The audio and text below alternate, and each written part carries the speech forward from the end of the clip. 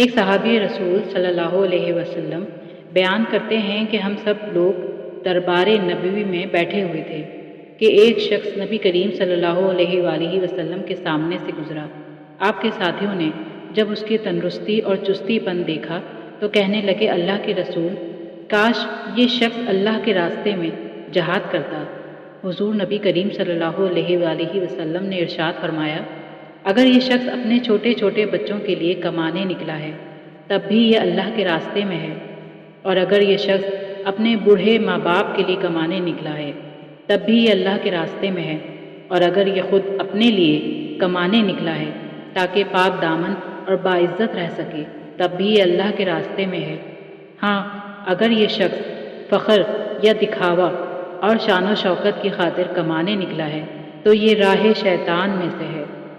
عیالدار کے اعمال مجاہدین کے اعمال کے ساتھ آسمان پر جاتے ہیں۔ اہل و عیال کے لیے حلال کمانا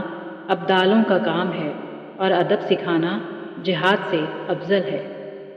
حضرت ابو ہریرہ رضی اللہ تعالیٰ عنہ اور حضرت ابو سعید خدری رضی اللہ تعالیٰ عنہما سے روایت ہے کہ رسول اللہ صلی اللہ علیہ وآلہ وسلم نے فرمایا، جب بھی اور جہاں بھی بیٹھ کے کچھ بندگان خدا اللہ کا ذکر کرتے ہیں تو لازمی طور پر فرشتے ہر طرف سے ان کے گرد جمع ہو جاتے ہیں اور ان کو گھیر لیتے ہیں،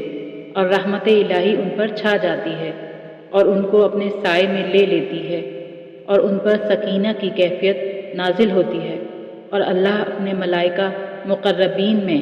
کا ذکر فرماتا ہے۔ حدیث پاک میں آتا ہے،